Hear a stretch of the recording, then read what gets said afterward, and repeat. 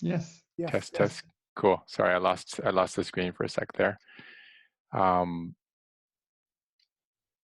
so yeah, we are obviously deep in this transition phase, and we're going to talk with you about that today. Kind of an update from how things are looking out there, as many states are starting to try to open up restrictions a little bit, and how that's evolving. We have a little bit of a shift on our weekly routine that I want to go over. Dr. Osfor will present as usual. We'll talk about an update from the field. And then we have a guest today, a physician's assistant from back east who has been shadowing me, and potentially we're looking at him joining our practice. His name is Phil Brausch. He'll give us a short presentation today on endothelial dysfunction and thrombus formation, and he's going to be in place of Lindsay for today. And then after that, we will welcome back my friend and colleague Nick Lawfrey to lead us on a short Qigong exercise. And from there, Valerie Keim will take over and lead us on a nice mindfulness journey again. So we're glad you're here with us. Thanks for being here.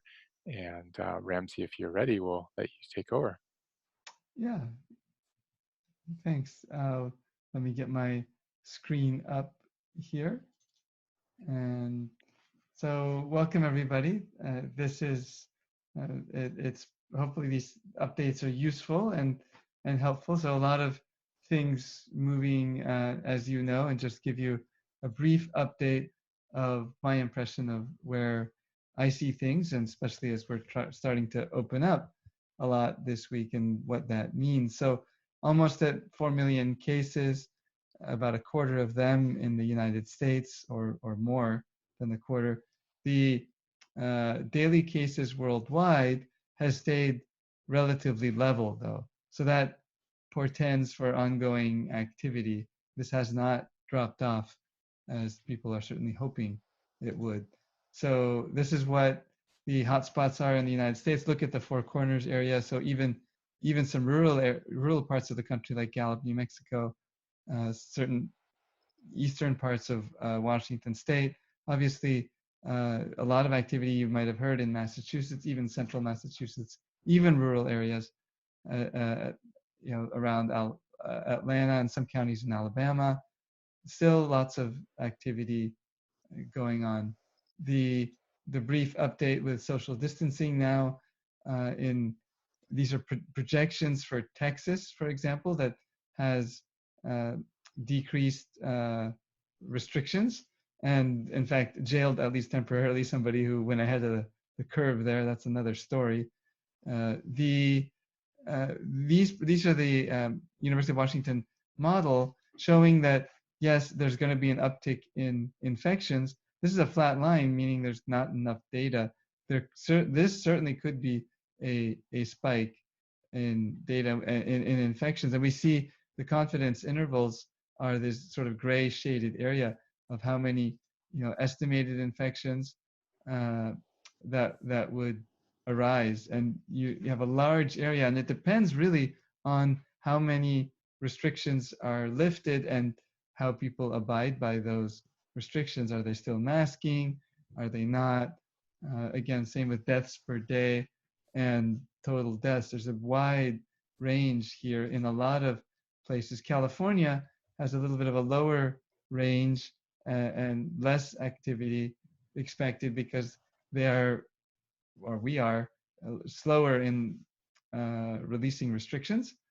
The trend lines, of total infections are certainly high, but the projected deaths seem to be on a predicted downward course, at least through the summer. Similar sort of in Georgia, who opened the first, we talked about them last week, they could see a significant uptick in infections that could certainly exceed capacity and resource utilization. For example, their ICU resources could be tapped. They're predicted to exceed their ICU bed capacity already in this model. But look at this confidence interval. So a lot of things to think about there. Massachusetts experiencing a large outbreak. They're hopefully on the downswing now, and we'll see if that trend continues. There's a ton of other interesting things here. I really like this article from New York Times. Most states that are reopening fail to meet White House guidelines, and it talks about that in detail here. This is a fascinating discussion. So they said that states should have a downward trajectory of cases over a 14-day period before reopening, but most of the states reopening had an increase in average daily census of cases. So including Texas, Alabama, South Carolina, Georgia actually did not. So lots to think about here. And they're also talking about uh, testing, the amount of testing, and some testing in some of these states has actually decreased. You need to be doing a lot of tests to stay ahead of the epidemic. So these are states where the rate of positive tests is more than 10%. So you see these dashed lines in highlighted states. More than 10% of tests are coming back positive. That's huge. Okay, that's never happened in California. Definitely happened in New York, but New York's not reopening. So these reopening states are having a high proportion of positive tests. So, and then they're also not performing enough tests overall. That's of significant concern. Just to more data. This is from a French newspaper or L'Express. I might have mentioned this last week, but just to remind you that they found traced the case back to December 27th in France. So that's even before the report of the case in China. Certainly, that they think that case did come from China eventually, but there's been transmission at a lower level before before the start of 2020 for sure, even in Europe. Traveler from New York City seeded the wave of U.S. outbreaks. Last week, I showed you how uh, a lot of the cases in New York came from Europe, not from Asia. But this week, we're seeing that a lot of the cases in the United States, the cases in red came from New York City, the cases in yellow came from Washington State. In terms of the genetics of the virus, you can see that 80% of cases in Alaska, 50% in California came from New York. But the rest of the country is much higher. Iowa, all of the ones they tested at least. So Georgia, only 30%. I wonder why that's lower. But Louisiana, 100%. So perhaps those were Mardi Gras revelers from New York that came and brought the infection there. We don't know all of the details. So even in New York, most of the cases are traced to local transmission with a few introductions from other countries there. So, what is the real coronavirus death toll? So this is data. This is New York. It's obviously off the charts. This is looking at excess mortality, excess deaths. So more deaths, total deaths than are predicted based on trends. So we often do this when we don't have enough diagnostic testing. We're certainly not testing everybody that's dying with COVID in these states. You can see, interestingly, some states, they had a decrease in excess mortality. Can anybody guess why that might be? Just think about that for a second. I'll give you my impression. And even smaller states, look, these are total numbers. So Wyoming is the least densely populated state and certainly has a very low population, but they're seeing an uptick in coronavirus, in excess mortality. And the answer to this, why this was decreased in lots of states, is because people were off the roads and not driving, not commuting. So road deaths, traffic accidents, traumas are certainly down. One of the things in the news is skin symptoms causing a vasculitis type of reaction in a lot of certainly a lot of patients, especially pediatric patients. We'll talk about that later, and that has to do with thrombosis and other issues. So kids are not entirely immune to this infection, which is certainly not surprising that kids are involved. We found this in Italy and in now we're seeing it in New York. So I had a great thing. Sorry, I'll come back to that if it reloads. But clinical trials for COVID drugs when to expect results. So we're seeing some results of remdesivir, and now that's being distributed. And in fact, Gilead apparently donated their supply to the federal government, who are now distributing it. And there's some suggestion that some California health systems did not receive a significant supply, such as UCSF. So we'll know more about that later. But in terms of treatments, that's the only one that is significant. You might have heard that this model predicts more than 200,000 cases, new cases daily by June.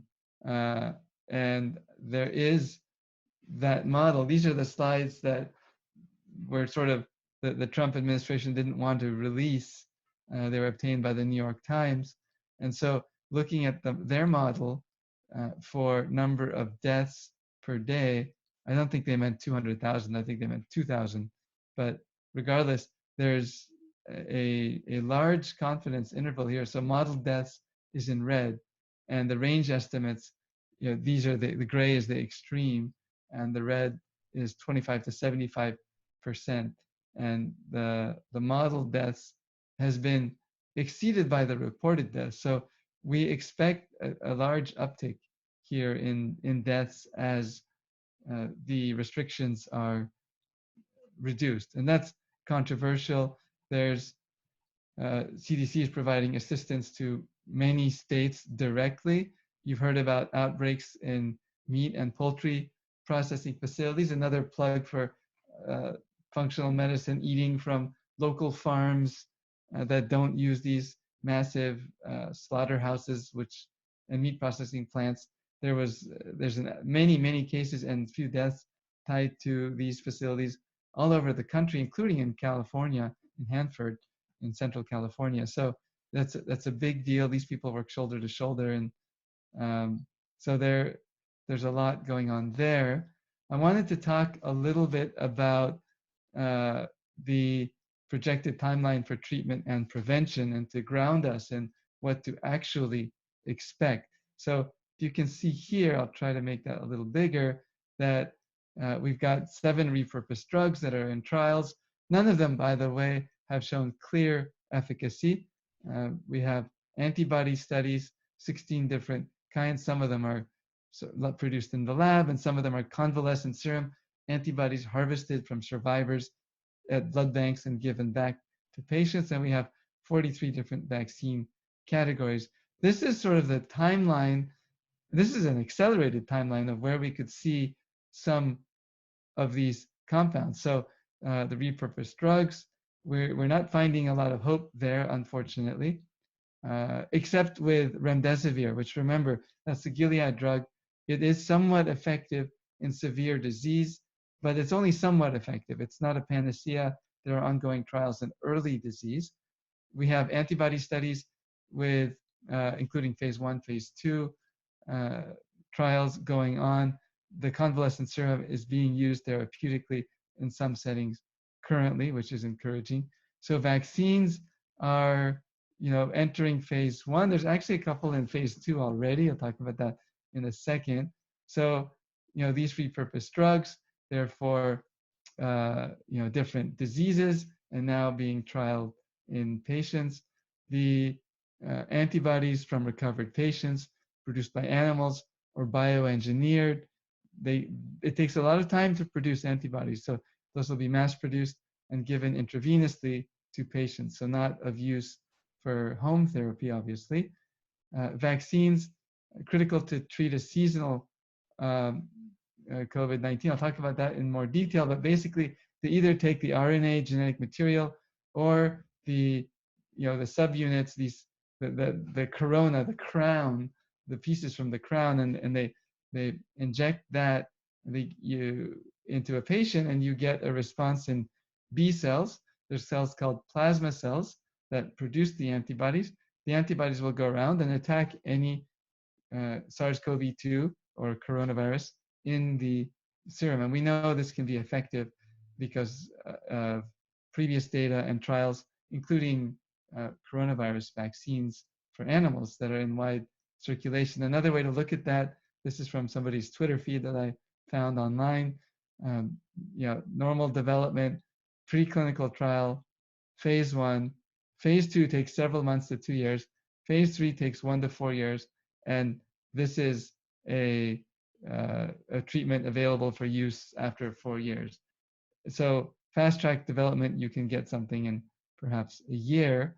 But you open up this, the repurposed drugs, those will be available quickly. Vaccines, they're talking, early 2020 or 2021, and then antibodies mid 2020 and more wide availability.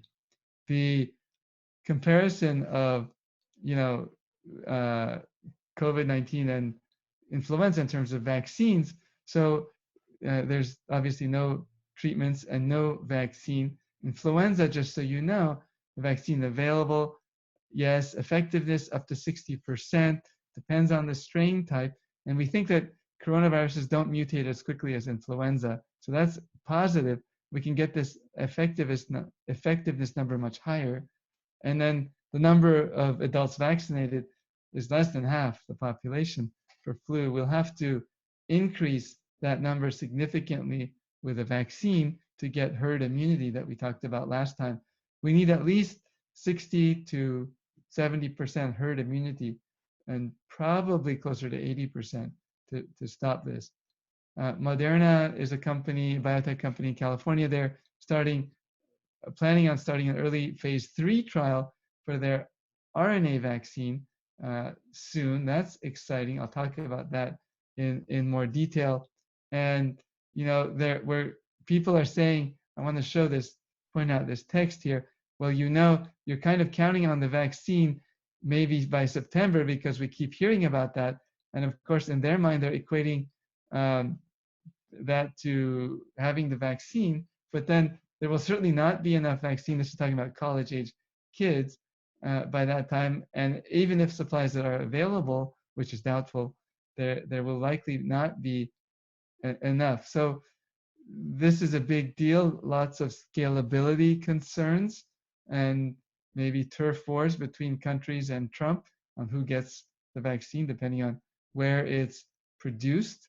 So sorry, I don't know why all my beautiful graphics here are not loading. So I wanted to talk a little bit more about the vaccine issue in respect to the timeline and what's realistic. So there's 2 leading vaccine candidates that are really being considered. One is the one from the Oxford group in the UK, and they have a coronavirus vaccine that really they had a lot of data and effort with the MERS vaccine, and so they can repurpose the MERS vaccine for SARS-CoV-2, and they're already in clinical stage 2, and with any luck, they'll be able to have a stage 2 vaccine deployable by phase 3 trials deployable towards the middle of the fall, I would assume, so maybe October, November. But remember, as we're doing sheltering in place, we're also reducing the number of people who are exposed to the virus, and that'll mean that we need more people to participate in the trial for the vaccine. We need people to be getting infected to make the vaccine trials go fast. And the Moderna vaccine, which is pretty cool, it's an RNA vaccine. It's much easier to produce. mRNA, it's called, and it's really easy to produce in a lab, but there's never been an effective vaccine in humans using this technology. So we have yet to see what that looks like. And I'll come back and show some graphics later if there's questions. One last thing before I turn it over is vitamin D. We're learning that people with low levels of vitamin D are having worse outcomes. This is an epidemiologic study, again, not a proof, but led by Northwestern University, and they analyzed lots of data worldwide saying that it seems to be there's a correlation with low levels of vitamin D or vitamin D deficiency and a bad outcome. So as we've been advocating, having good normal level of vitamin D, a healthy level, is important. So with that, I'll turn it over. I'll stop my screen share here. Great, thank you, Ramsey. So Phil, when I'll jump over to you in just a sec. There's also some interesting research, Ramsey, you touched on this, particularly out of Florian Kramer's lab at Mount Sinai. There's a study they did on over 1,300 people in New York showing that most people did mount an antibody response. And so, that's encouraging. And we don't totally know what that means for immunity yet. That same study also importantly showed that a high percentage of people were still shedding the virus, even weeks after recovery. And we're still trying to figure out what that means. Does that mean dead virus particles? Does that mean they're still infectious? So these are all kind of areas that they're very rapidly evolving still. We're still trying to understand. So we will be doing some Q&A if you'd like to add questions to the chat box. But before we move over to that, I'd like to welcome and introduce Phil Brausch, a physician's assistant who I've been working with over the last couple of weeks. So he's going to give us a presentation on risk of thrombosis and some of the outcomes that we're seeing there. So Phil, if you want to go ahead, you can start your video and then click the screen share button down at the bottom of your screen, and we'll switch over to you.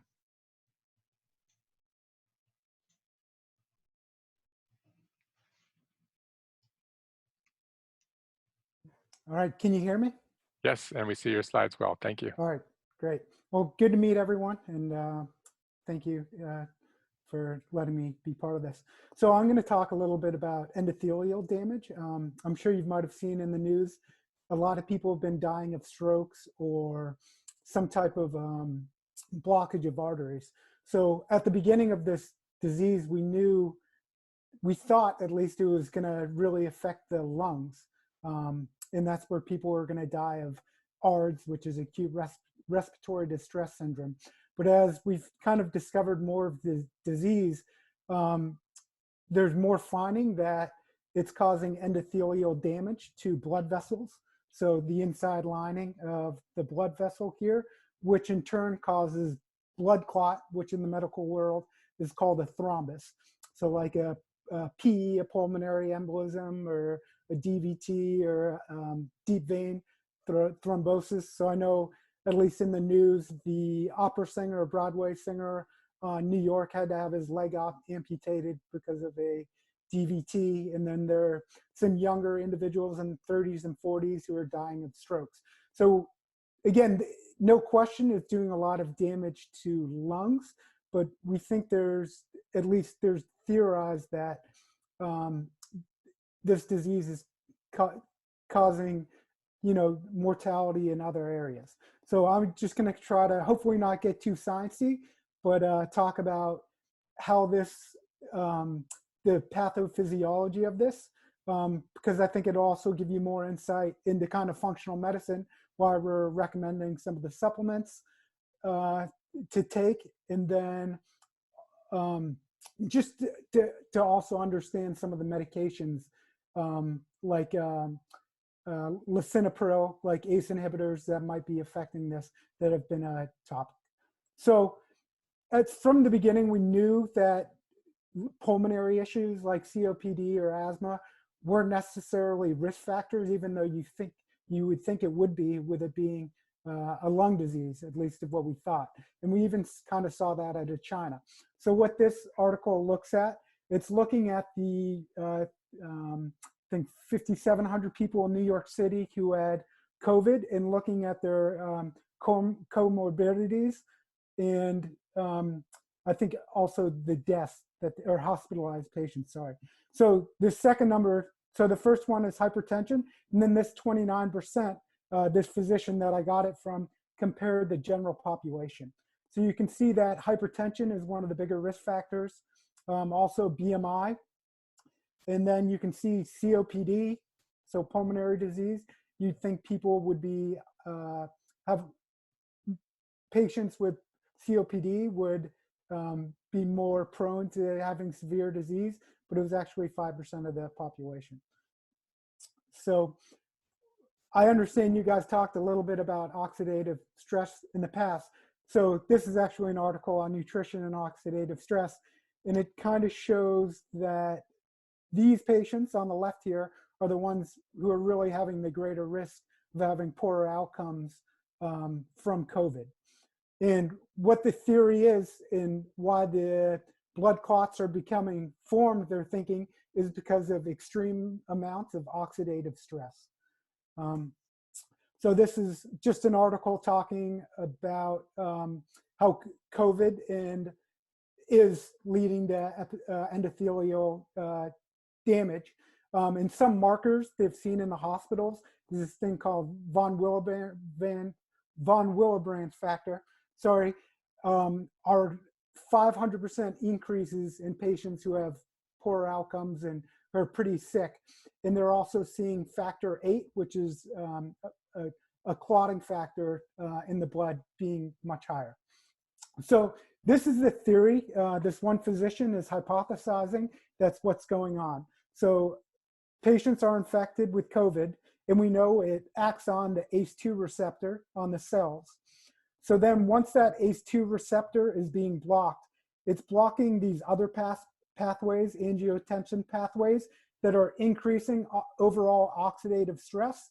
And this overall oxidative stress is causing endothelial damage, which is releasing von Willebrand factor and factor 8, which is in turn leading to blood clots, which is what we're seeing people dying of.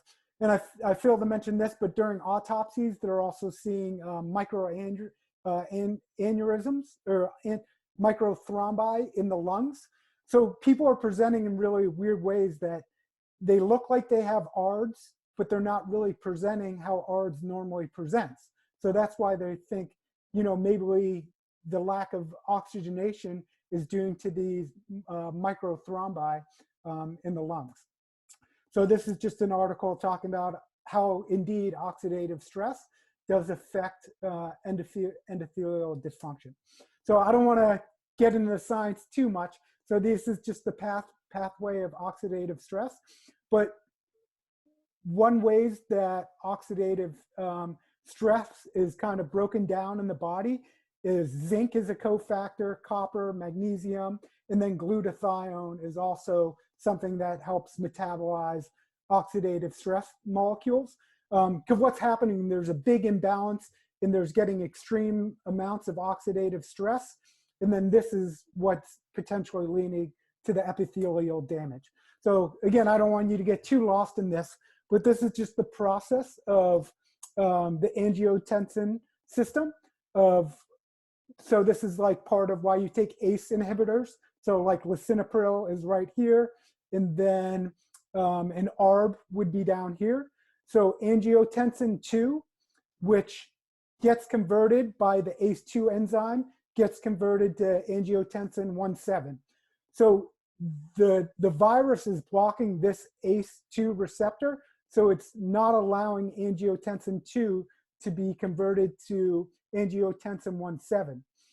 So this in turn is causing more oxidative stress because angiotensin 2 causes oxidative stress, and then angiotensin 1,7 downregulates the the oxidative stress. And then also COVID is also causing an immune response, which is causing more oxidative stress. So this is kind of the pathway that's causing extreme oxidative stress, which again leads to endothelial damage. So what we'll also talk a little bit about is lisinopril. So like drugs was a hot topic if it could potentially lead to more mortality or worse outcomes, because like ACE inhibitors block for angiotensin 2 to be converted, and then ARBs on the other side allow for more angiotensin to be in the body. So this is kind of why scientists and medical professionals were wondering if people who are taking blood pressure medications were going to be at more risk. And what they've found, at least in this editorial, they found that there is no more risk taking blood pressure medications in this. So that's kind of what I've got on that. And again, this is just a theory, but it's probably most likely going to be true on how other factors that are going on. And it's more that we know it affects the lungs, but once the infection gets deeper into the body, this is really where the worst outcomes are coming and where the mortality is coming from. So, yeah, and that's what I've got on that. So hopefully there'll be questions later on. Great. Thank you so much, Phil. That was super helpful.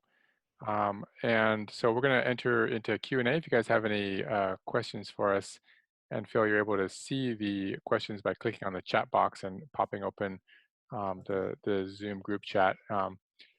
So we have a few questions coming in, some around vaccines, some around vitamin C. High doses of vitamin C can indeed be helpful. There's been some research on that. I haven't seen anything more recently, Ramsey. I don't know if you have, but and interestingly, those do work along an oxidative stress pathway as well. And so we've talked before about oral doses of vitamin C in the 1 gram range, even as high as up to 6 grams, provided you don't get GI distress or diarrhea. And then interestingly, there's also been some anecdotal evidence I've had from patients who've recovered from COVID-19 and were able to get IV infusions of vitamin C, where you can do much higher doses, 10 grams up to 15, 20, sometimes even as high as 50 grams at once, that did seem helpful to them. And so that's interesting, kind of very like N of 1 data that's coming back in, but I think that is important. There are definitely some trials going on in New York on vitamin C, and we'll have that data out hopefully pretty soon.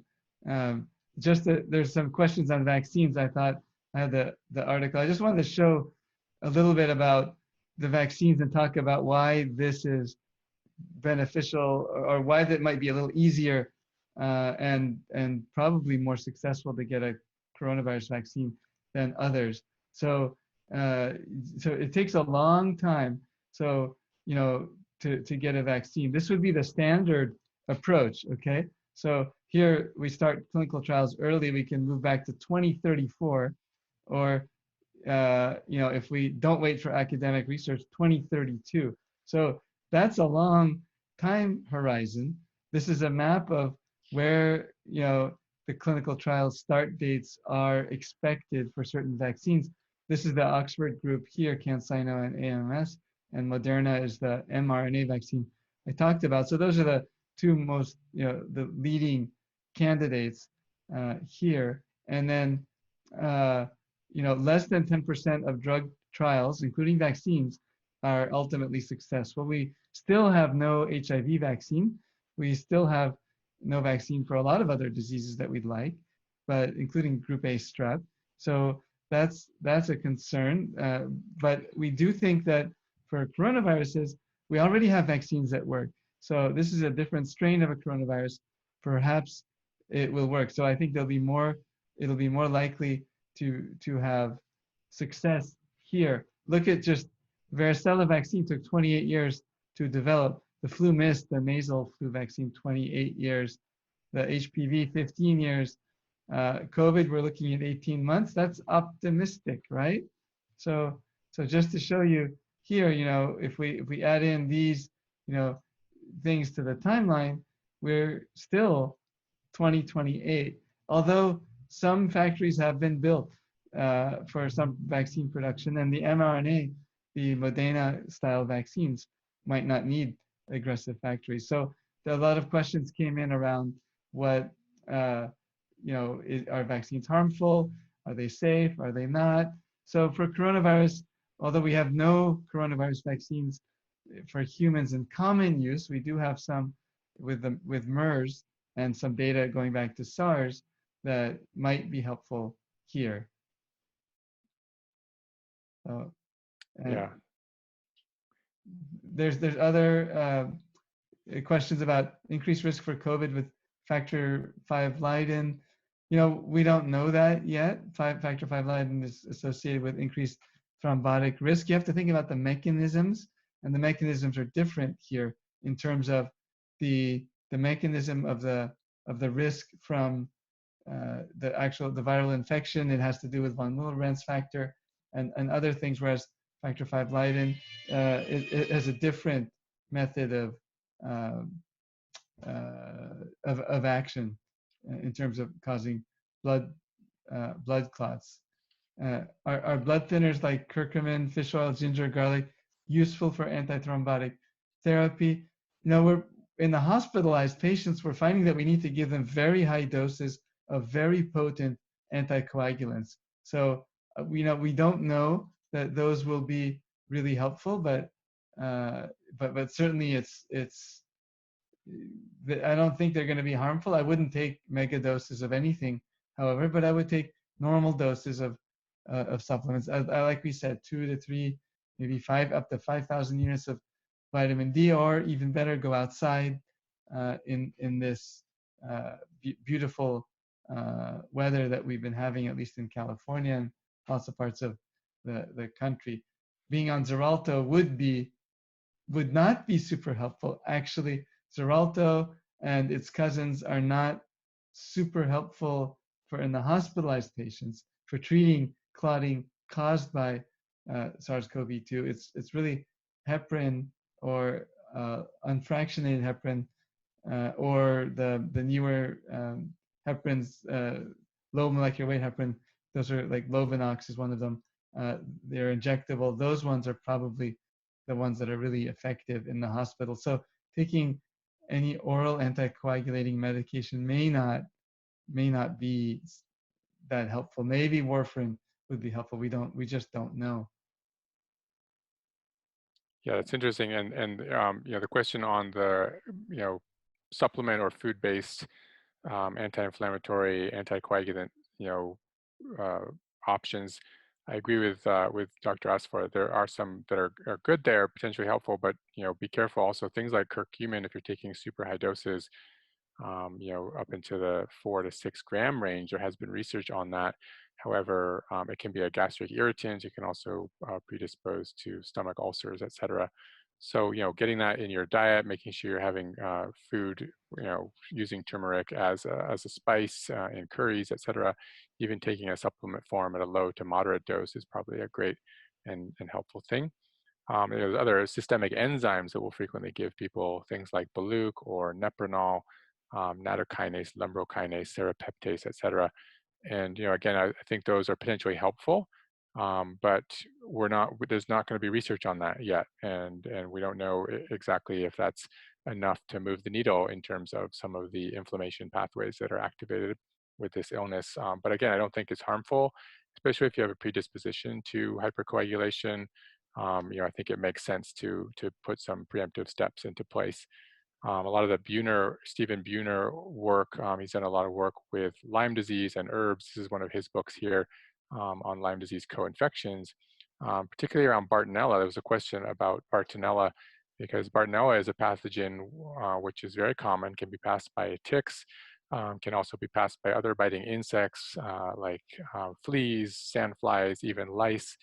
And so some people are actually concerned that Bartonella infections might represent even more, a greater share of the problems that people with tick-borne infections, that chronic infections are dealing with.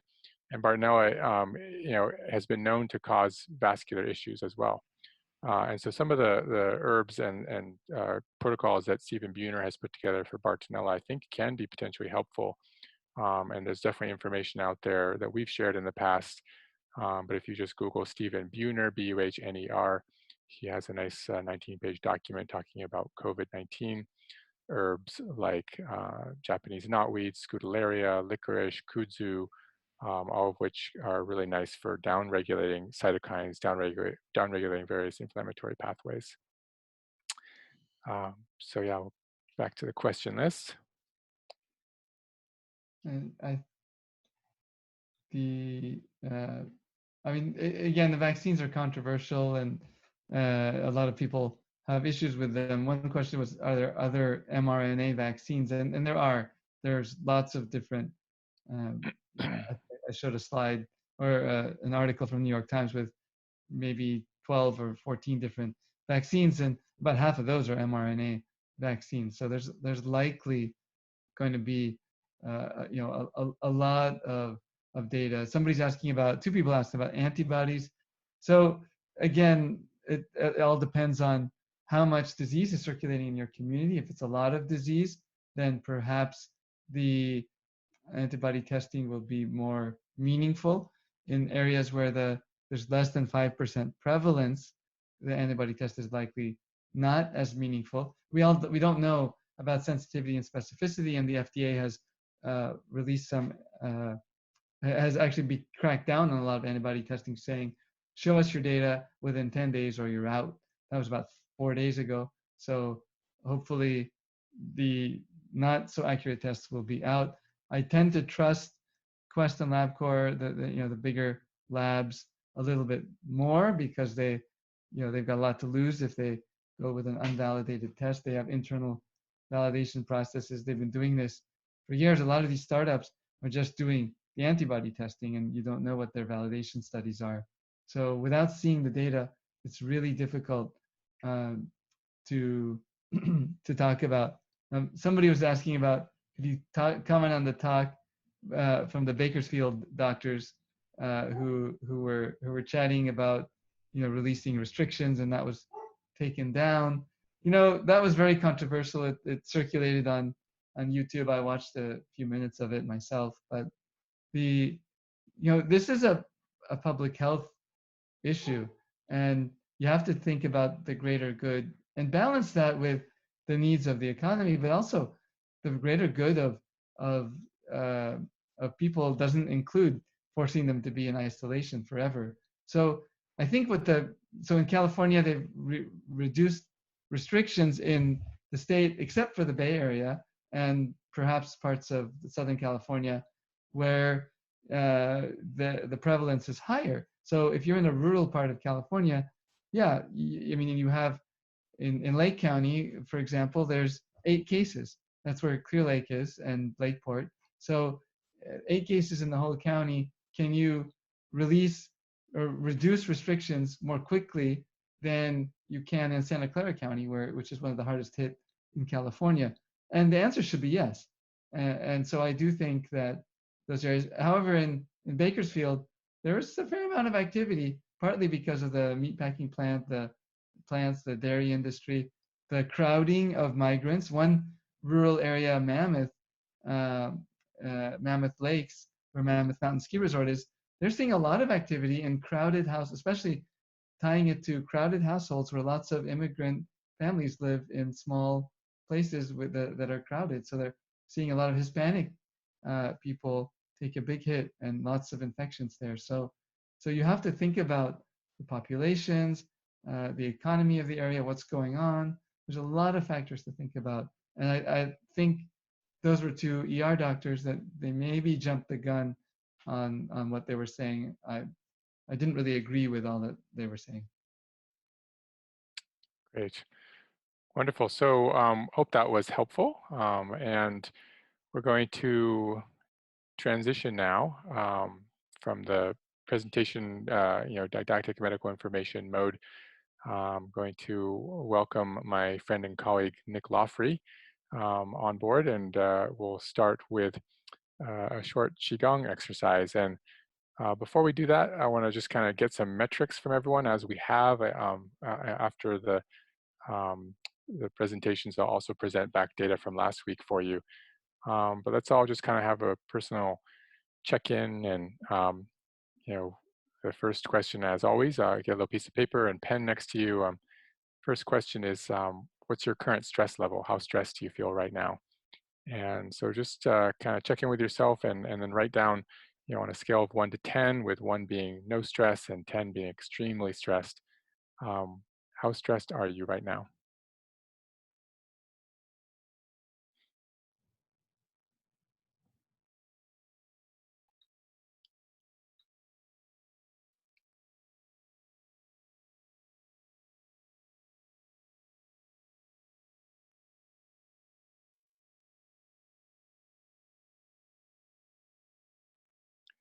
Okay, and then we're going to check our pulses.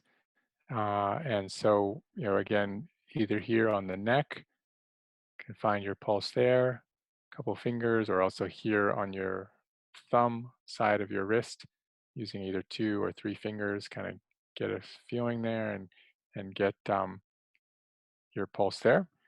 And then when you're ready, I'll start us and we'll basically just count our heart rate for 30 seconds and get our heart rate. So on your mark, get set, go.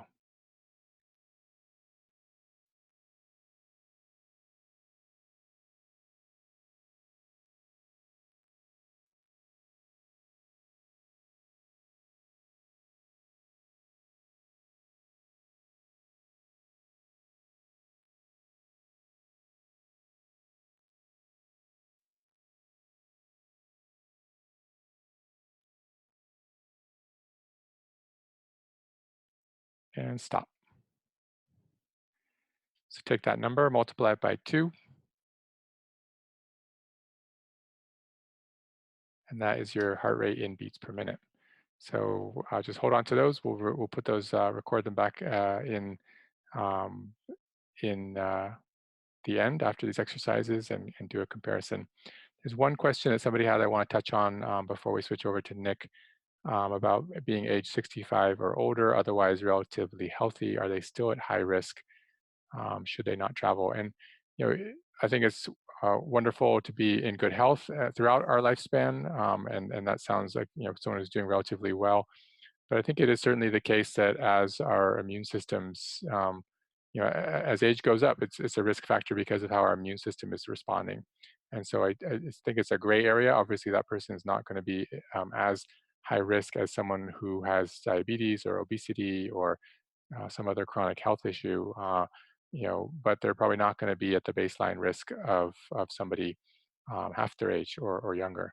So it's not a binary answer. It's a spectrum. I would use common sense and be safe.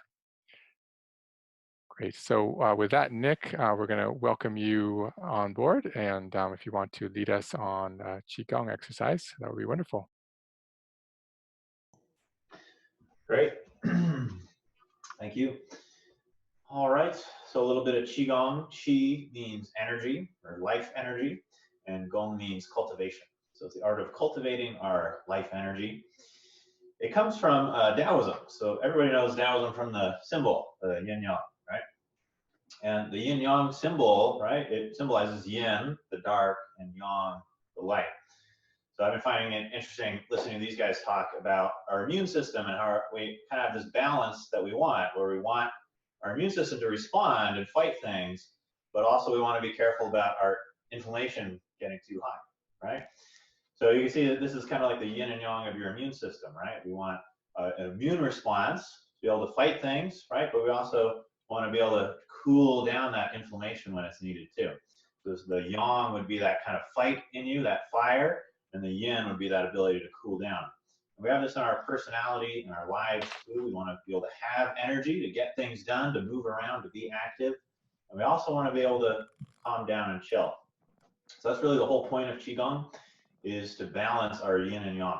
So our energy, we have this reserve of chill, this ability to relax, to heal, to rest, digest, and an abundance of energy to do things and be active and healthy and happy.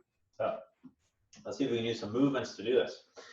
So you just need a little bit of space to stand. If you can't stand, that's okay. You can do most of this in a chair, but preferably we're standing. There's just a little bit of space to move your arms around. Right? Feet under your shoulders, knees soft. And we're just going to start with a movement called knocking on the door of life.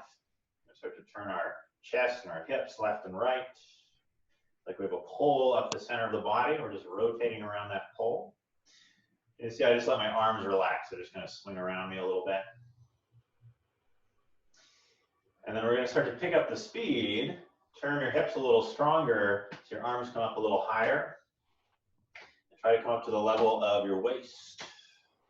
So that front hand, you're going to have an open palm, slap your belly. Your back hand, a light fist, knocks on your low back muscles. So don't be too lazy. Bring the hand up high enough to hit your low back. Down here on the butt, I often see a lot of people do. Up to your low back, give yourself a little massage here. If you can reach, if it hurts your shoulder, go a little lower. Start to breathe deeply here. Feel your hands massaging your internal organs from the outside with a little vibration.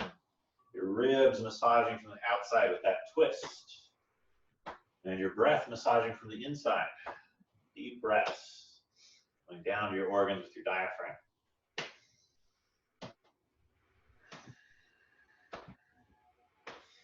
Okay, keep that backhand coming to the low back. Front hand's going to come up to the chest now. Just come up and knock just below the collarbone. Not too hard, not too light. Stimulating our chi, the energy in our body. And to wake up. So these beginning exercises, usually a little more on the yang side. We're taking our dormant energy. Our energy gets dormant and stagnant when we sit too long, when we stay in one position too long. We break up those blockages. For energy to flow. Let's come over the shoulder now. Let's do a little slap on your trapezius. Just breaking up any tension here. Again, it should be like a massage, not too hard, not too light. Give yourself a couple deep breaths.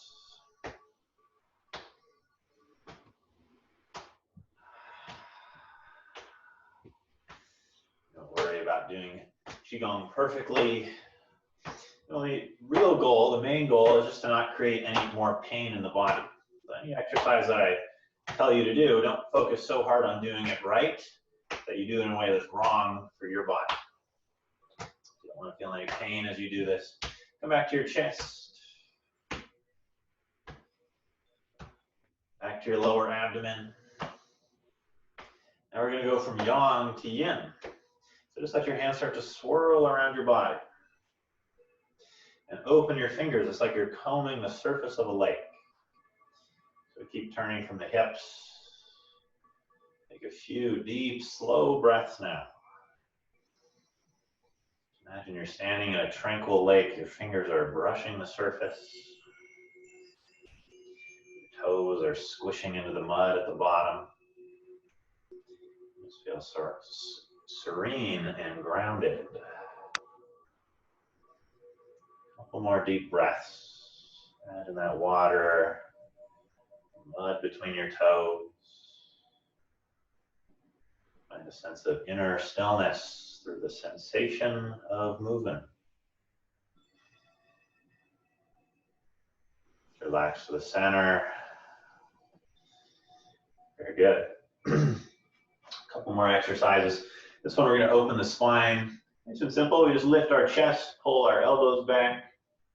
Then elbows, fists come forward. We round our back, sink your chest back. Let's bring your chest forward, arch your back, elbows back. And then elbows forward, round your back, sink your chest back. So use our breath here. Big inhale. Long exhale. Inhale. Exhale. Inhale, a couple more. Getting that spine nice and open. Lots of joints in the spine. In Qigong, we see the joints as places where our chi gets stuck.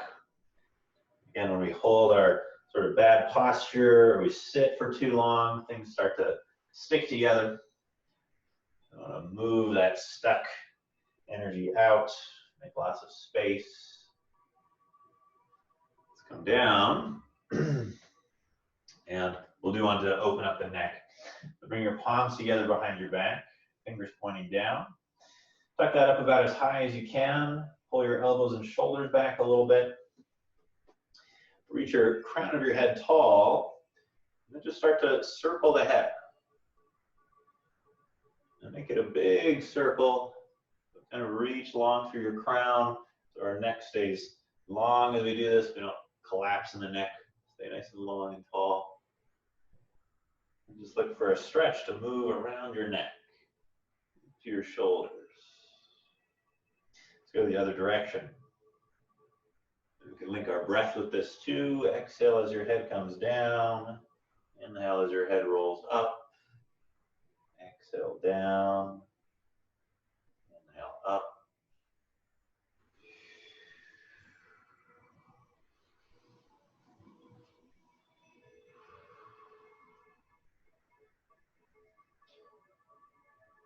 Last time, drop to your chest, release your hands, shake out your arms. Good. Fold your hands and your elbows. Always come into a little stretch. So legs straight, feet under the shoulders. Slowly come down. Just coming down, just enough to get a stretch. Once you feel the stretch, just stop there. We'll just hold for a couple breaths. You might like to protect your spine by keeping your back mostly straight here rather than rounding down. And kind of just hinge at the hips. Let's take one more deep breath here. Release your arms, roll up. Good. All right, step your feet a little wider. You can't see my feet, but they're just a little wider than my shoulders. Maybe you can't. Can't really tell what you can see. Let's take your right hand behind your back, left hand in front of your face. Looks like this. The right hand is actually over your left kidney and adrenal gland. This one's called drinking from the lake. We're going to bend the knees, come down to the left, do a scooping motion like we're scooping water up from a shallow lake. We come up, looking at the hand, and then we turn the hand away as we shift over to the left. Come down, hinge at the hips, scooping. Come up, looking at the palm. Turn the palm away as we shift. Come down, scoop. Exhale. Come up. Turn the palm. Inhale over. Exhale down. Inhale over.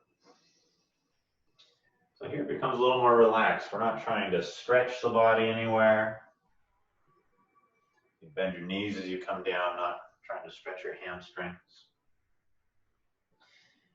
Just use long breaths. Inhale over the top. Exhale through the bottom. Just using the movement to cultivate our yin, our ability to rejuvenate and relax and be still. Come around and switch hands. Your left hand over your right kidney. Come down to the right. Exhale through the bottom. Imagine you scoop up some water. Inhale over the top. You imagine the water pours down your arm, down your back. Calms your nervous system. Down to your adrenals, calms your adrenal glands. It's cool, refreshing water from this calm, serene lake. Exhale through the bottom. Inhale over the top. Long breaths. Come around, relax. Step your left foot back, right foot forward. I'm mirroring you. Have a little staggered stance, so make sure you're not stepping right behind your other foot. It's wide and a little long. Palms face up. This one's called parting the clouds. You reach forward, turn the thumbs down, open the arms and shift back. Spiral by the ribs, reach forward. Turn the thumbs down, open the hands, shift back. And you can see as I shift, I'm just shifting my body weight, so I'm not leaning with my spine. I don't fall back, stay upright. And same with forward. I'm not going to lean forward and stay upright. You want it to be very relaxed, so the movement doesn't have to be huge. You listen to your body, move in a way that's relaxing and comfortable. We link our breath, exhaling forward, nice long breath out. Inhale back. Exhale forward. Inhale back.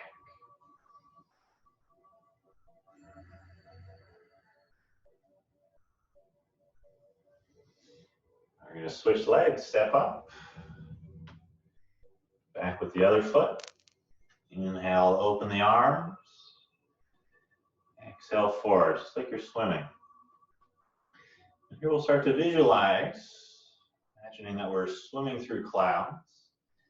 As the arms open, we part the clouds, make space for a golden sun ahead of us. As you clear away the clouds, make more space for that golden sunlight to shine on the front of your body. Just imagine that in particular, you breathe that golden light into your heart. The heart resonates with the sun, like the heart itself is a warm golden sun. It glows with that warmth. We cultivate warm-heartedness. Joyful, balanced emotional energy in the heart.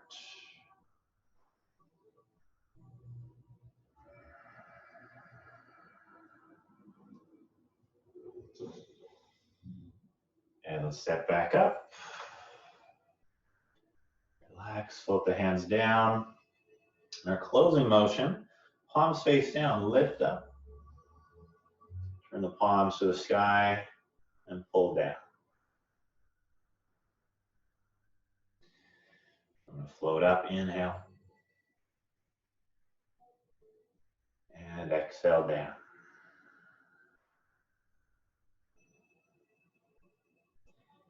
Inhale up. Exhale down. Now again, think of like you're standing in this shallow lake.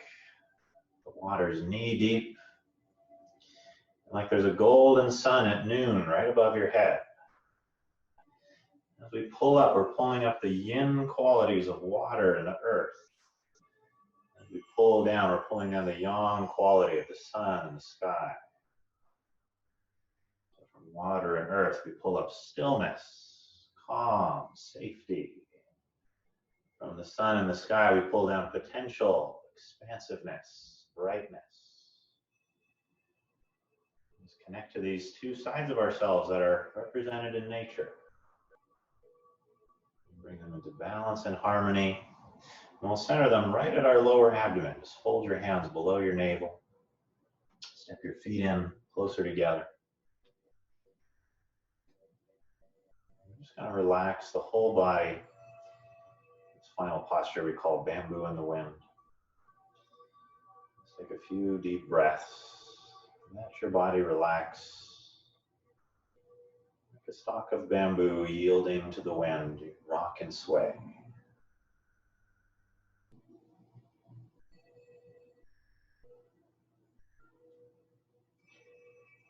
Just let the energy we've cultivated find harmony within us. Let it flow with its own intelligence, weaving through your body, balancing your emotions, calming your mind.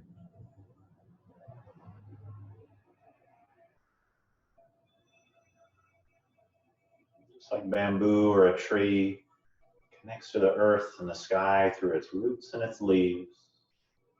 Just feel yourself also like this bridge, this conduit between earth and sky.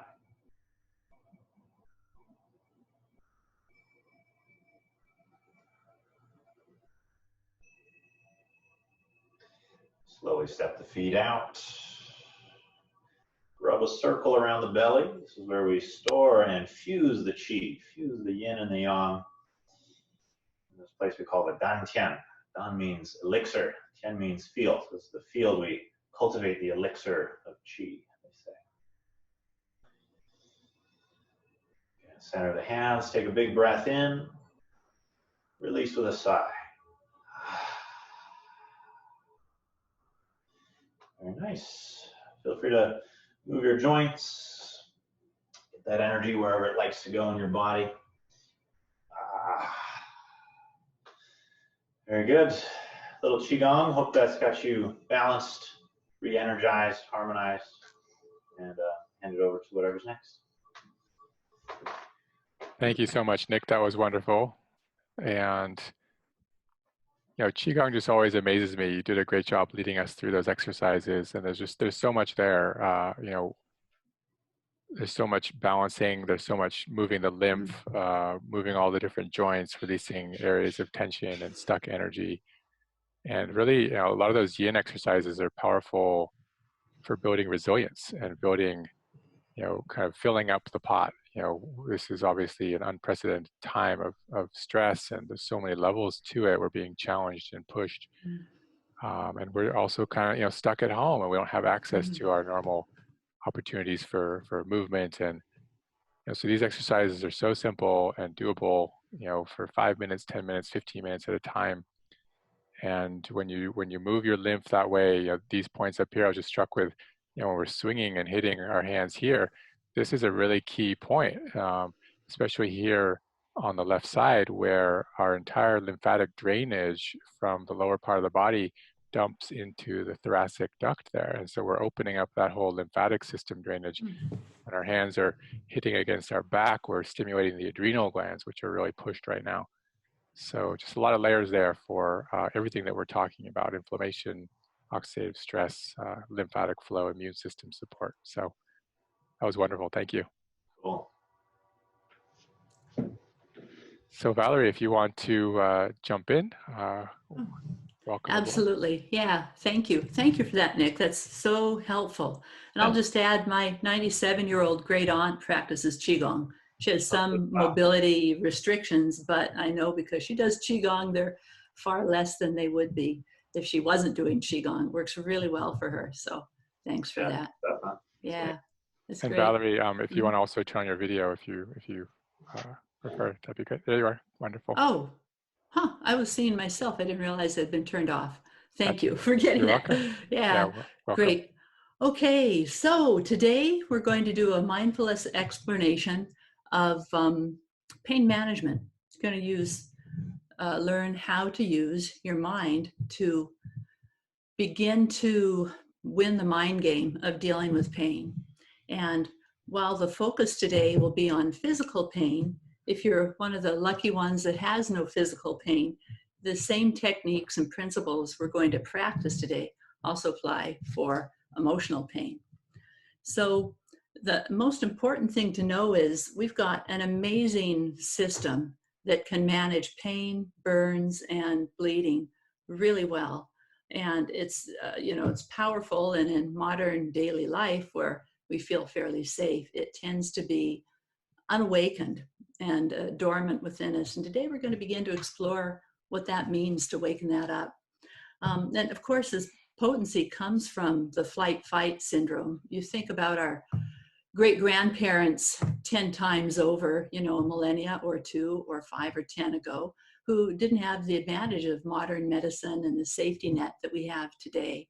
All they had was their mind to manage these things.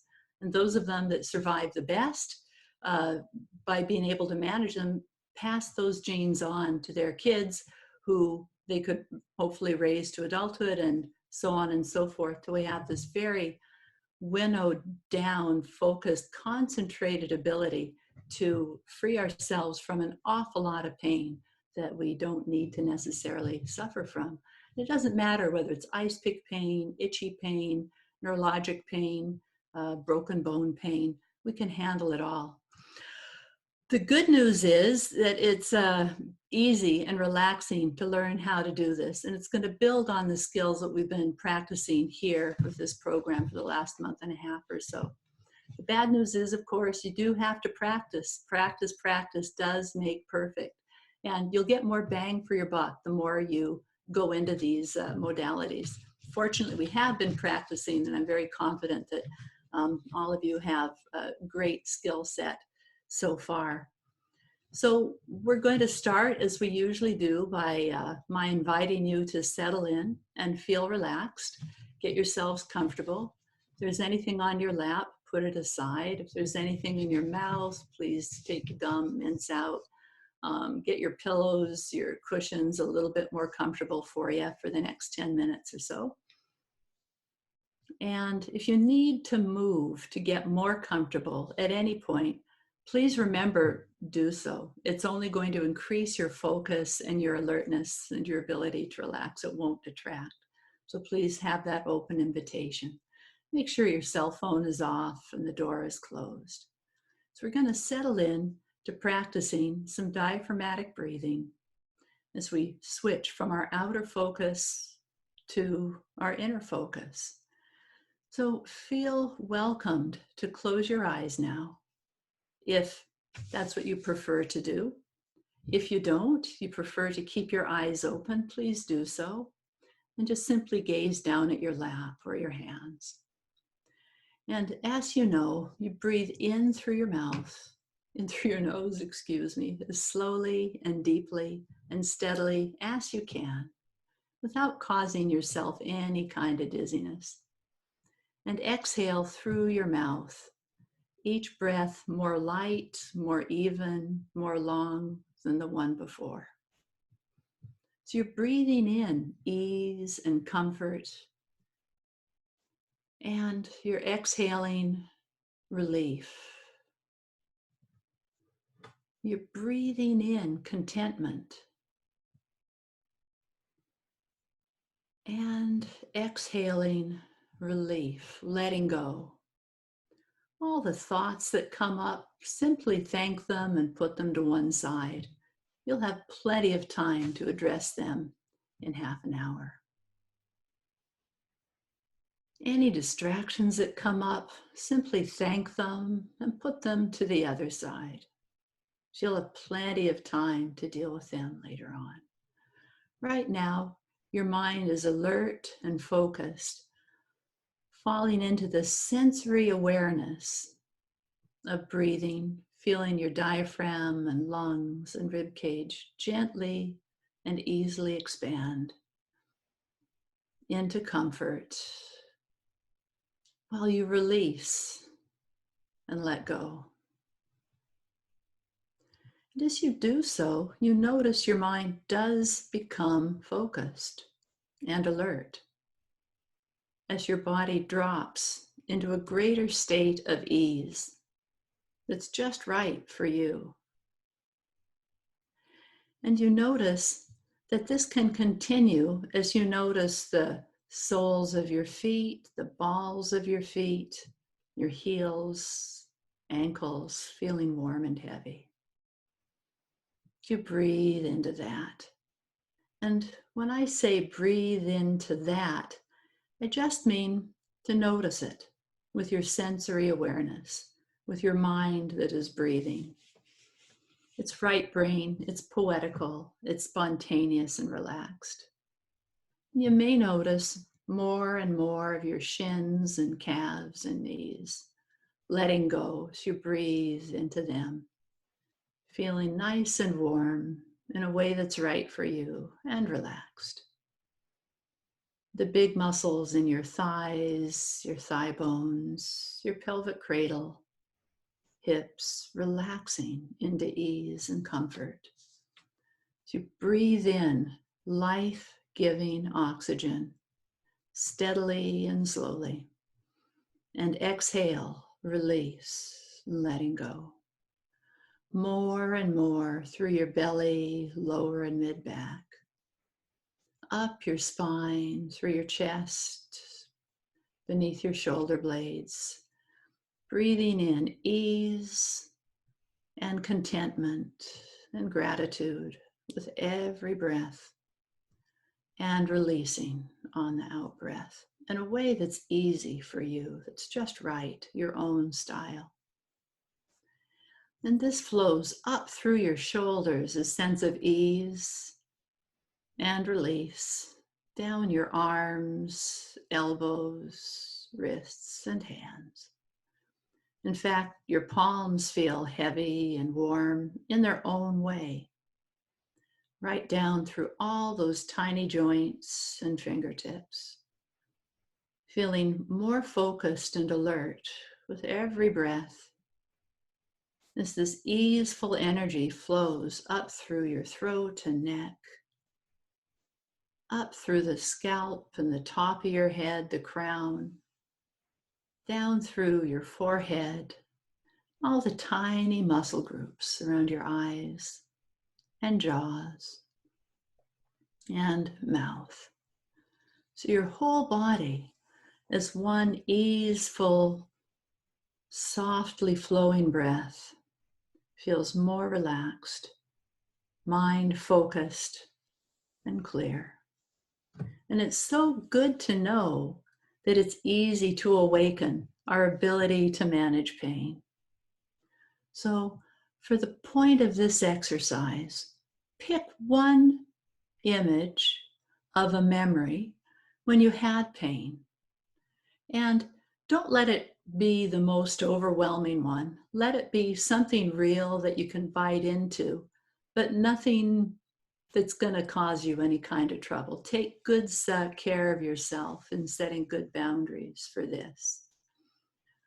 Well, every breath takes you further and further into focused relaxation. And you've got this memory of when you felt discomfort. And what we're going to do with it now is just notice it, see it as an image. Notice the time of day, where you were, what the weather was like. As you simply slip into that image, like a waking dream or a very vivid body memory, simply become yourself feeling that pain and stay a little bit above it at the same time. So you feel it and are connected to it, yet not overwhelmed. And what we do with pain, like Nick was saying earlier, our chi gets stuck and causes us problems. And our pain gets stuck too, our physical or emotional pain. And what we're going to do now, just like Qigong allows our chi to flow, we're going to allow our pain to flow out through more conduits so it can resolve itself and serve our best interests.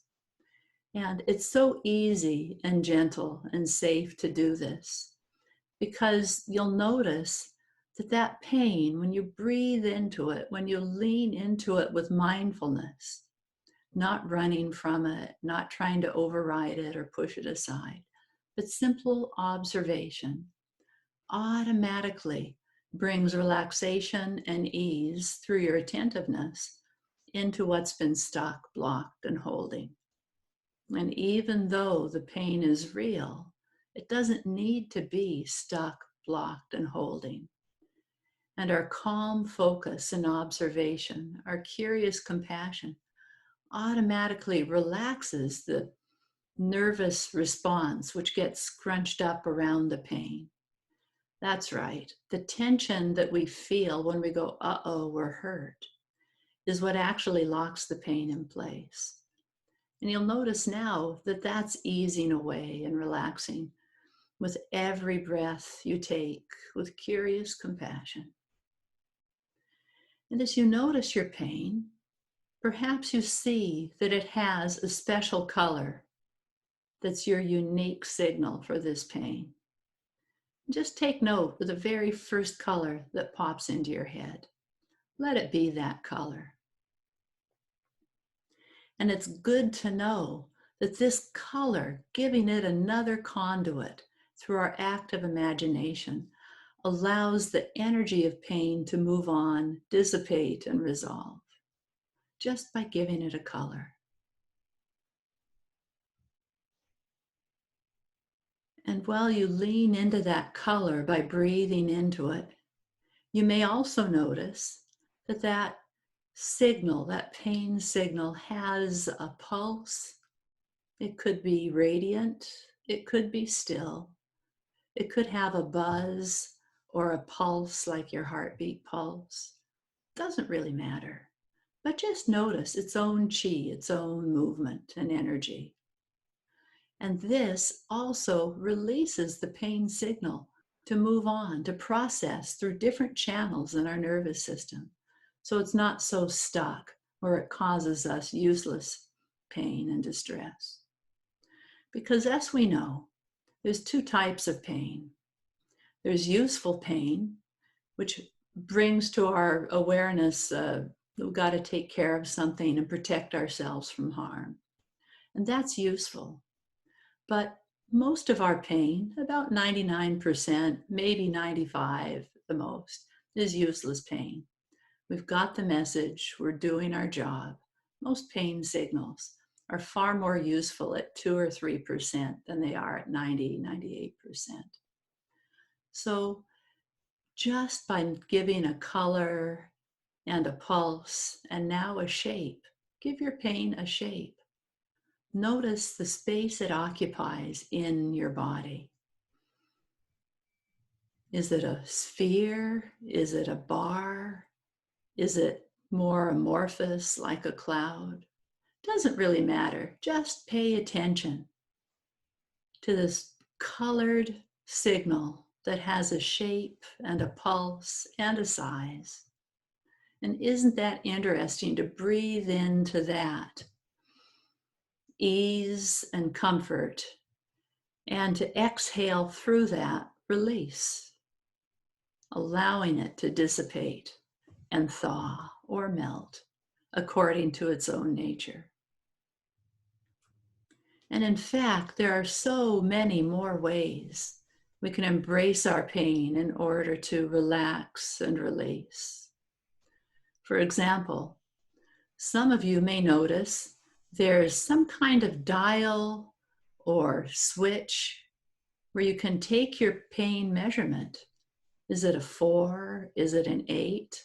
Some kind of painometer that you can see. And right now, in your mind's eye, just like that, notice what number comes up for you. Catch that reading. And just somehow, in your own way, whether it's a dial you turn down or a lever you turn down, or perhaps it could even be some kind of pressure valve that you open up to let the pressure off. In your own way, with your own unique and precious dial, go ahead and bring that down 2 or 3 points right now. Just make it happen by breathing in life-giving, nourishing oxygen right into that signal of pain and releasing on the out-breath. This, you notice how easy that is. Go ahead, play some more. Look at that dial, feel the difference, and go ahead and take it down 2 or 3 more points, just like that. Boom. And as you do so, you may notice that the color changes. It may become lighter or darker or more beautiful. It may fade or get more vivid. Doesn't really matter. But notice as you bring the pain level down, the color corresponds in a way that's so good for you. And as you do that again, bringing the pain down a few more points, you notice that the pulse, the rhythm, the chi flow of it also changes, commensurate with how very much lower your pain level is now. And isn't that wonderful to know that this is real? This really is happening, and it's good for you. In fact, if you feel like it, you can turn that all the way down to 0, easily and automatically right now. And this is your body's, your mind body's demonstration of power to yourself of what's possible, easily, safely, gently. And you notice that the shape, the original shape, also morphs and changes and downshifts according to its own nature and its own way. Just further evidence of how the pain has so many channels that it can release through, that it can keep moving out through. So your pain level now is completely helpful to you, very low, simply a gentle and safe reminder. And all the useless pain continues to dissipate in a way that's safe and gentle, automatically and easily, with every breath you take.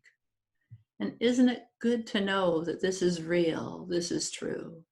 This is what your great-great-great-grandparents always did, and passed that on to their children who also knew these simple secrets to feel healthy and safe and integrated, calm in your own body. And take note once again of the original shape, size, and color. And take note once again of where you're at now, feeling good. And know that this will continue to heal with every breath you take, automatically and easily, in the background. As this fades into the background now, and you bring your attention back to this room, this place, this session, and taking all the time you need, feeling good. When you're ready, you can open your eyes.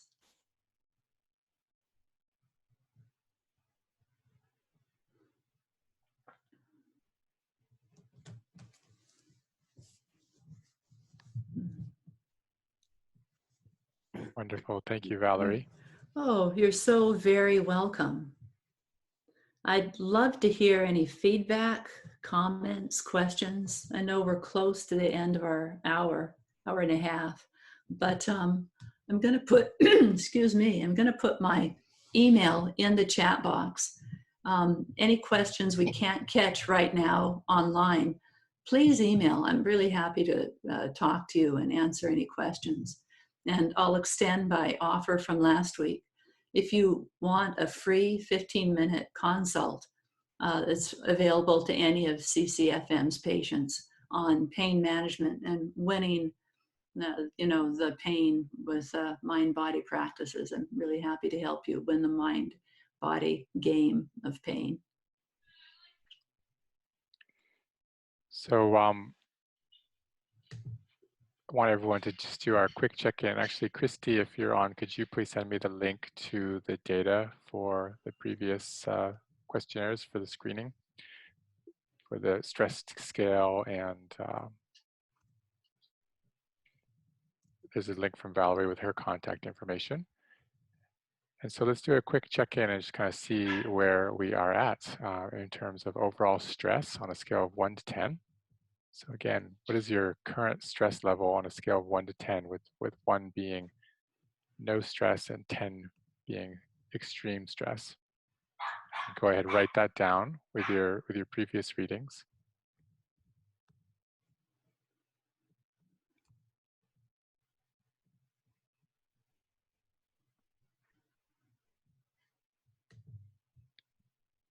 And then go ahead and find your pulse.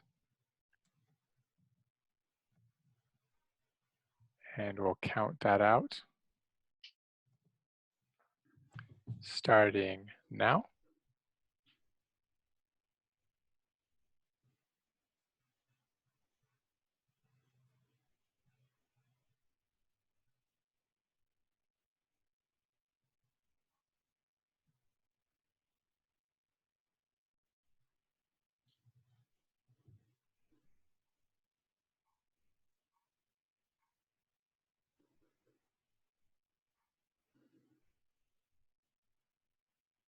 And stop there.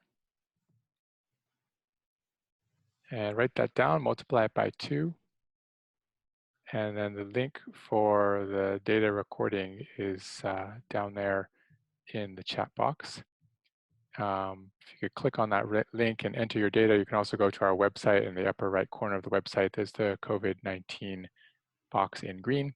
And down at the very bottom of the web page is a link to that survey. It says chriskresser.wufoo.com/forms. And go ahead and head over there and enter in your pre and post data for us, and we can look at that together, giving you some feedback probably next week for that. I'm just going to see if I can pop into last week's and get that up here real quick while you're doing that.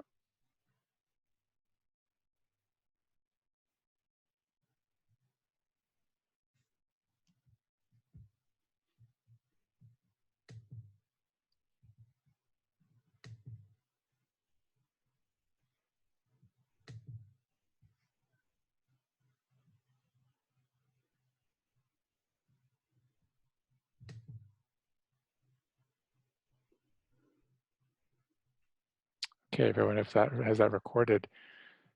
So yeah, we're still continuing to see kind of a similar trend. It was frequently about a 30% to 35, sometimes 40% drop in what you are reporting back to us in perceived stress. Sort of how stressed do I feel from before to after? We're frequently seeing that level of improvement, and that's pretty profound given that these are pretty short interventions, pretty easy to do. So we really, really, again, I just like seeing that data because it's gives us the feedback. It's almost like a biofeedback situation where you get the understanding of what's happening to our bodies when we put ourselves to these different exercises, and they are very powerful and very effective at resetting our physiology. And heart rate, we frequently see a drop of about 10%, as a group. So just again, our hearts, when we're in a stress state, our hearts beat faster and more forcefully. It was more sympathetic nervous system hormones, epinephrine, norepinephrine, adrenaline, et cetera, floating around, cortisol. And by just doing some deep breathing, doing some Qigong, doing some mindfulness exercises, we're able to reset our physiology and enter a new set point. So please do not underestimate the power of some of this work, and please keep it going as you're able to. We will see if we can separate out some of these talks, and this particularly Valerie's presentation and Nick's presentation, so that you can access them ongoing more easily as opposed to having them embedded into the whole presentation. Nick and I are also working on a collaboration where we're building, Nick is really professional at what he does. I really appreciate his work, and he's helping me to build out a Qigong curriculum that will be recorded and will be available hopefully mid to late summer on our website as an additional offering. If we have a vision of really, rebooting how we're doing patient care, how we're offering support to people, and I just, the opportunity is all sort of brewing pre-coronavirus, but we're going to really see if we can provide a much more intensive and seamless fabric of care for you as a patient, so that there's a more community, more support, more activities, and information to help you on your journey to recovering your health. So that's our passion. That's what keeps us busy during the day and during the week. It's a pleasure, as always, to spend time with you. Thank you to everybody for joining today. Thanks, special thanks to Phil Brausch for jumping in there on short notice and giving us that presentation. Wonderful. Have a great weekend, and we look forward to seeing you next week. Take care, everyone.